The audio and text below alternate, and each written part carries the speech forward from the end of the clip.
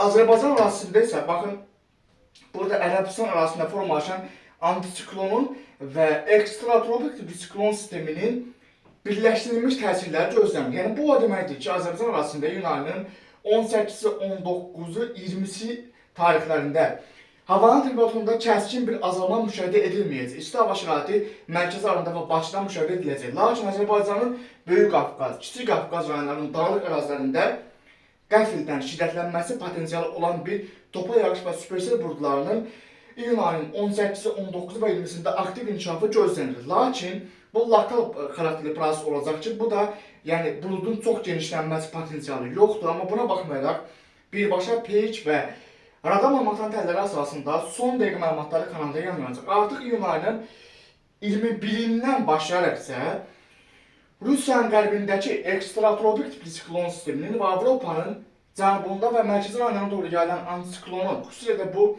Şimali Afrika tipli antisiklon sisteminin bir qədər də güclənməsi gözlənilir və artıq Rusiyanın qərbindəki ekstratropik tipli siklon sisteminin tədricən iyun ayının 21-nə doğru yaxınlaşdıqca artıq Qafqazın şimalına doğru yaxınlaşması gözlənilir. Lakin yenə də iyun ayının 20-si və 21-də mərkəzi Aralanda və Bakıda isti hava şəraiti davam edəcək, amma Böyük Qafqazda və Kiçik Qafqazın dağlıq kəndlərində, dağlıq rayonlarında isə lokallaşan qısa müddətli güclü konvertiv buludların yaranması potensialı yeni risk olaraq qiymətləndirilir. Artıq ilk dalğa iyun ayının 20-sindən 21-nə keçən gecə və 21 iyun artıq gündüz saatından başlayaraq Azərbaycanın şimal və qərb rayonlarına doğru Rusiyanın qərbində və Xəzərin şimalından keçən ekstratropik tipli siklon sisteminin birinci qolunun cəbhəsinin daxil olması gözlənilir. Deməli, iyun ayının 21-i artıq gündüz saatlarına başlayaraq Azərbaycanın cənub və cənub şərqindəki bu antisiklon sistemi ilə şimaldakı, Xəzərin şimalındakı ekstratropik tipli siklon sisteminin birləşməsi gözlənilir. Bu proses nəticəsində, yəni bu antisiklonun gətirdiyi isti hava dalğaları ilə şimaldakı ekstratropik tipli siklon sisteminin gətirdiyi sərin və rütubətli hava axınları, eyni zamanda Aralıq dənizi, Qara dəniz və Xəzərdən daşınan orta troposferə doğru daşınması gözlənilən şiddətli, nəmli hava axınlarının iyun ayının 21-də Azərbaycan ərazisində ekstremal bir buludluluğun artmasına səbəb olması, xüsusilə bu prosesin ilkin mərhələsi Böyük Qafqaz, Kiçik Qafqaz və Gəncə ərazisində aktiv inkişaf edəcək. Artıq iyun ayının 21-i axşam saatlarına doğru bu sistemin artıq Bakı, Abşeron, Sumqayıt arasındakı havayı təsir etməsi gözlənilir. Xüsusilə də iyun ayının 21-dən 22-dən keçən gecə Bakı, Abşeron, Sumqayıt arasından artıq sərin cəbhə şəraitinin keçməsi gözlənir. Bu da o deməkdir ki, artıq Rusiyanın qərbi və Xəzərin şimalında Volqograd, Samara və artıq bu Ufa ərazisində eyni zamanda deməli şimaldakı, yəni Xəzərin şimalındakı Ural dağları ərazilərində, Ural dağları ərazilərində formalaşan ekstratropik siklon sisteminin artıq sol qolundan gətirdiyi sərin hava dalğaları Xəzərin şimalından Bakı, Abşeron, Sumqayıt ərazisinə doğru iyun ayının 22-si tarixində daxil olacaq. Deməli, iyun ayının 22-sində artıq Bakı, Abşeron, Sumqayıtda şimal küləklərinin təsirindən havanın temperaturunun sərinləşməsi gözlənilir. Xüsusilə də Böyük Qafqaz, Kiçik Qafqaz, Gəncə, Qazax arasındakı lokallaşan şiddətli topa yağış buludlarının mərkəzi Aran rayonlarına daxil olması və oradan Dağlıq Şirvanı, hətta Cəlilabad, Aslanın dağ kəndlərində də iyun ayının artıq 22-sindəki lokallaşan yağıntıların güclənməsi, lokal dolu, ildırım prosesləri baş verə bilər. Bu proseslərin yaxından izlənməsi çox vacib sayılır. Çünki Avropanın qərbindəki antisiklonun iyun ayının 21 və 22-sində daha da güclənməsi gözlənilir.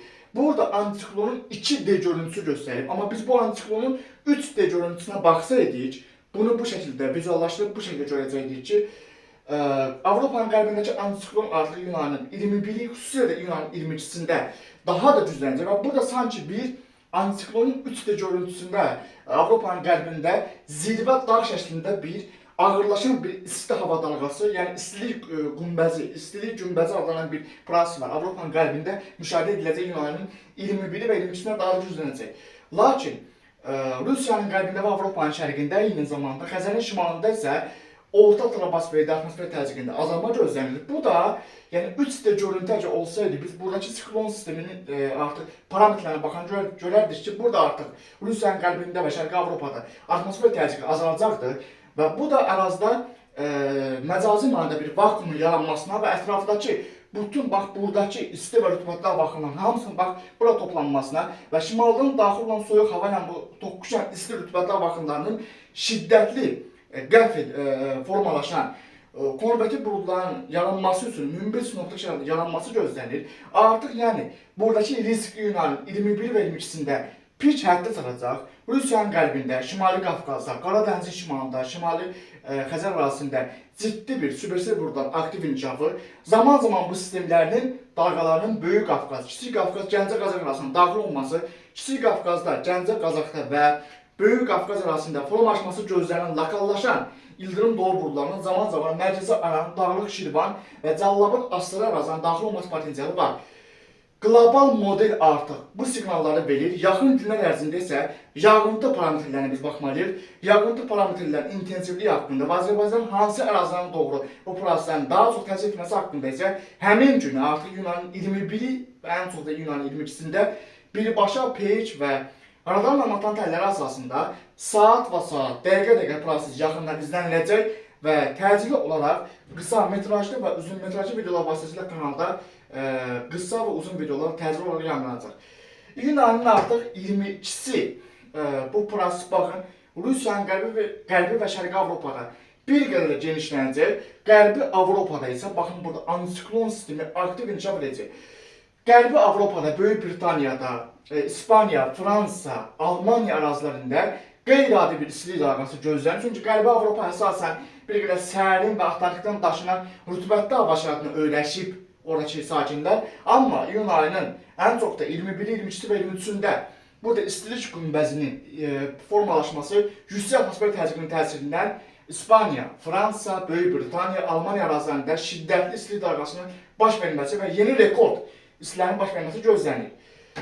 Bir qayda olaraq yüksək atmosfer təzyiqi nə qədər güclü olarsa, yüksək atmosfer təzyiqinin ətrafında formalaşan siklonlar da bir o qədər güclü olur. Çünki buradakı istilik və nəm, burada bloklanma, burada isə siklon sistemi, ekstratropik siklon sistemi formalaşır və buradakı hava axınları hamısı böyük bir sürətlə Rusiyanın qərbinə doğru yayılır. Deməli, buradakı hava axınları, baxın, rütubət, istilik, sərin hava hamısı birləşir və burada ciddi bir ekstratropik siklon sistemi formalaşır. Artıq iyun ayının 21 və 22-sində peyk görüntülərində Rusiyanın qərbində geniş bir ekstratropik siklon sistemine baxın bu şəkildə dairə vurmasını biz görəcəyik. Deməli, oradakı hava axınlarının baxın gətirdiyi bu cəbhə sistemləri zaman-zaman Qafqaz arasından keçəcək. Bu da iyun ayının 21-i və 22-sində Böyük Qafqaz, Kiçik Qafqaz, Gəncə Qazaxda lokallaşan şiddətli topa yağış buludlarının inkişafına və lokal supersili buludlarının yaranmasına səbəb olacaq. Bu riski yaxından izləmək lazımdır.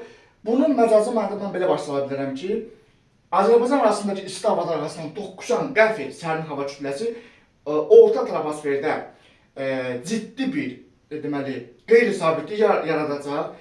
Dəniz səviyyəsindəki isti havadan toqquşan yuxarıdakı sərin hava deməli qəfil bir deməli buludların ani inkişafı nəticəsində burada xüsusilə də artıq topa yağış buludları ən çox da Böyük Qafqazda, Kiçik Qafqazda, Gəncə, Qazax və Dağlıq Şirvanda potensial şiddətli inkişafı gözlənilir və Dağlıq Şirvandakı buludlar əgər güclü inkişaf edərsə və Abşeronda küləyə kəsməsi adlanan proses müşahidə edilməsə, Bakıda da ciddi bir leysan potensialı var. Burada Bakı üçün münbir sınavlı şərait bu şəkildə yarana bilər. Həmin günkü birbaşa peyk və radar məlumatlarının yaxından izlənməsi vacib sayılır. İyun ayının 21-i axşam və iyun ayının 22-sində əgər Abşeronun şimal hissəsində, baxın, xəritələ yaxınlaşdırıb göstərəcəyim sizə. İyun ayının 21-i axşam və 22 iyun tarixində əgər real zaman ərzində Abşeronun şimal hissəsində siklon sistemi formalaşarsa, bir dəqiqə, baxın bir daha təkrar edirəm. İyun ayının 21-i və 22-si, 21 iyun axşam saatlarında və 22 iyun günün birinci yarısında Abşeronun şimalında əgər lokal siklon sistemi həm aşağı troposferdə, həm də orta troposferdə yaranarsa, baxın buradakı istilik və nəm Abşerondan doğru baxın bu şəkildə daşınacaq. Deməli, siklonun sağ qolundan daşınan istilik və nəm şimaldan gələn sərin hava Abşeron arasında toqquşacaq. Əgər bu miqyaslı bir proses baş verirsə, ərazidə artıq biz 3D radarlarla baxanda görəcək ki, geniş bir supersel buludu yarana bilər. Bu da Dağlıq Şirvandakı buludun əgər küləyə kəsməsi baş verməsə, Bakıya daxil olması potensialı var. Amma ən böyük risk isə Böyük Qafqaz, Kiçik Qafqaz, Gəncə Qazax arasında iyun ayının 21-i və 22-sindəki topa yağış buludlarının şiddətli inkişafı gözlənilir ki, bu da ərazidə ciddi bir qəfil, lokal leysan və leysanın qısa müddətli şiddətli olmasına, dolu yağmasına, dolunun diametrinin iri dənəli yağmasına və bu proseslərin şiddətli küləklərlə müşahidə edilməsinə səbəb olması gözlənilir. Baxın, diqqətlə baxanda biz görürük ki, iyun ayının 21-də Azərbaycanın mərkəzi Aran rayonlarında və Abşeronda ciddi bir dəyişiklik olmayacaq. Mərkəzi Aran və Abşeron iyun ayının 20-si çox güclü şəkildə isinəcək.